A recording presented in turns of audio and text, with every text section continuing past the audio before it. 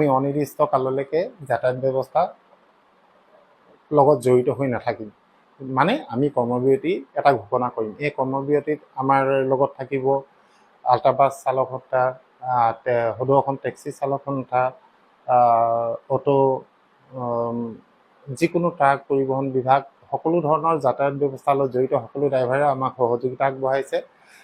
আমি ইয়াত কোনো ধৰণৰ পাৰ্চনেল বেনিফিটৰ কাৰণে অহা নাই। ইয়াত এটাই কথা, ড্ৰাইভাৰসকলৰ সন্মান অক্ষুণ্ণ থাকিব লাগে। এজন মানুহে এক্সিডেণ্ট কৰি যদি কিবা এটা কাৰণত মেজৰ কিবা এটাও হয়, তেখেতক মাৰপিট কৰিব নালাগে। আইন আছে, কানুন আছে, সেইবোৰে বিচাৰ কৰিব। এজন মানুহে কোনোবা এজন মানুহক মাৰ্ডাৰ কৰি দিলে আৰু আপুনি যদি তাৰ বিচাৰ কৰিবলৈ গৈ আপুনি সেইজন মানুহক মাৰ্ডাৰ কৰি দিয়ে, তেনেহ'লে দোষী আপুনিও হ'ব।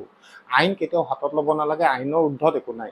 আৰু এজন মানুহৰ ড্ৰাইভাৰে হওক বা যিয়েই নহওক, এজন মানুহৰ এটা সন্মান থাকে, সেই সন্মানটো ক্ষুণ্ণ হ'ব নালাগে। আমাৰ দুখ লাগিছে তাত।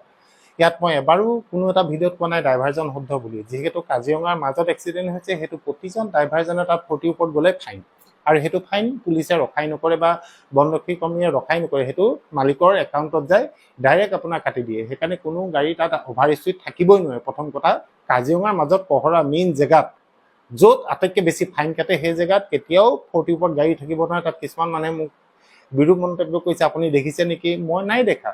আপুনি তাত দেখিছে নেকি? আমুক কৰিছে নেকি, তামুক কৰিছে নেকি? আপুনি উকালতি মাৰিছে, আপুনি বাছৰ অভিভাৱক নেকি, ড্ৰাইভাৰৰ অভিভাৱক নেকি? হয়, মই ড্ৰাইভাৰৰ অভিভাৱক। মই অপেনলি কৈছোঁ, মই ড্ৰাইভাৰৰ অভিভাৱক। ড্ৰাইভাৰৰ কিবা এটা হ'ব, ৰূপম দত্তই মাত মাতিব, আজীৱন মাতিম, কিয়নো মই নিজে ড্ৰাইভাৰ হয়। সেইকাৰণে সদায় মই মাত মাতিম। তাত মই নাই, কিন্তু মই পৰিৱেশটো সেইটো পৰিৱেশত সদায় অহা যোৱা কৰি মই জানো। তাত প্ৰফেচনেল লেভেল কোনেও তাত গাড়ী স্পীড নচলায়, কাৰণ স্পীড চলালে ফাইন কাটিব। ফাইন কাটিলে মালিকে তেওঁক বাছৰ পৰা নমাই দিব, তাৰ চাকৰি যাব। তেনেকুৱা কাম কোনো বাছৰ ড্ৰাইভাৰে নকৰে। তাত 40 লিমিট, 40তে গাড়ী যাব। কোনো তাত যদি বেছি স্পীড যায়, সৰু গাড়ীবোৰহে যায়, ডাঙৰ গাড়ী কেতিয়াও নাযায়। এইটো কথা আপোনালোকে মনত ৰাখক। ছেকেণ্ড কথা, ছোৱালীজনী মৰমৰ গাড়ী আছিলে বুলি তাই আইন হাতত ল'ব নেকি?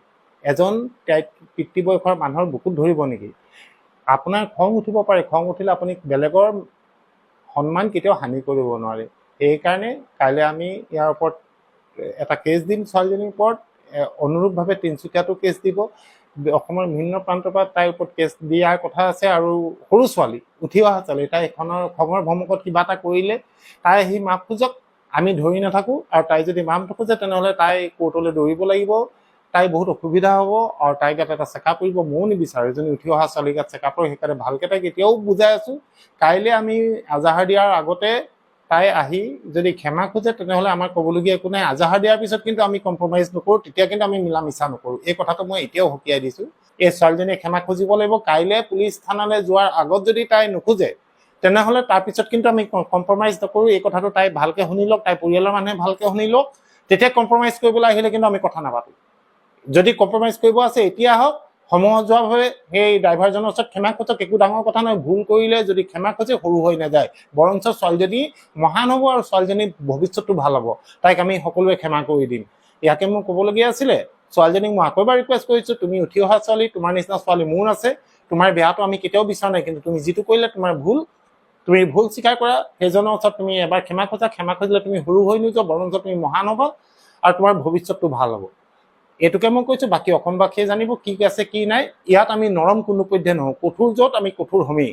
আৰু এটা কথা, ড্ৰাইভাৰৰ অসুবিধা হ'ব, মই আটাইতকৈ আগত থিয় হ'ম। ইয়াত মোক আপোনালোকে বেয়া পায়ো লাভ নাই, ভাল পায়ো লাভ নাই। বহুতে কৈছে আপুনি চালাক মানুহ, চান্স পাই আপুনি ডান্স মাৰিছে। চান্স পাই ডান্স নহয়। এজন ড্ৰাইভাৰক যেতিয়া অপমান কৰিব, তাত ৰূপম দত্ত খাৰা হ'ব, আৰু মোৰ নিচিনা হাজাৰটা ৰূপম দত্ত ইয়াত থিয় হৈ যাব। ড্ৰাইভাৰৰ এগেইনষ্টত কোনোবাই যদি কিবা কৰে, তাত মই থিয় হ'ম। যদি ড্ৰাইভাৰ ভুল আছে, পুলিচত দিয়ক, তেওঁক ফাঁচি দিয়ক, মই মুখেৰে মাত এটাও নামাতো। কিন্তু আপোনালোকে তেওঁলোকক পানিছমেণ্ট দিব নোৱাৰিব। এইটো ভুল। আইন আপোনালোকে হাতত তুলি নল'ব। ড্ৰাইভাৰে কেলৈ পলায়? সেই ছোৱালীজনীয়ে যিটো কাম কৰিলে, সেইটো ভয়ত ড্ৰাইভাৰ পলায়। তাত মানুহে পিটা হ'লে, তেওঁক যদি মাৰি পেলালেহেঁতেন। আপোনালোকে সকলো কথা চালি জাৰি চাব, চাই পেলাই আপোনালোকে ডিচিশ্যন দিব। যিকেইজনে নিগেটিভ কমেণ্ট দিছে, মই তেওঁলোকক বুজাই দিছোঁ। তাত কাজিৰঙাত 40ৰ ওপৰত গাড়ী চলিব নোৱাৰে। যদি চলে, তাত ফাইন কাটে, আৰু ফাইন কাটিলে এজন মালিকে এজন ড্ৰাইভাৰক কেতিয়াও নাৰাখে 5,000 টকা ফাইন কাটি দিয়াৰ পিছত। এই কথাটো একদম ধৰো। এই কথাটো আপোনালোকে মানি লওক। এতিয়া কাইলৈ আমি যাম, দিনত আমি কাইলৈ পুলিচ থানাত কেছ দিম। আৰু তাৰ আগত যদি ছোৱালীজনী আহে, তেনেহ'লে আৰু ক্ষমা যদি খোজে, তেনেহ'লে আমি ইমানতে এইটো এৰি দিম। নহ'লে অনিৰ্দিষ্ট কাললৈকে আমি কৰ্মবিৰতি ঘোষণা কৰিম প্ৰতিজন চালকে। Thank you so' much.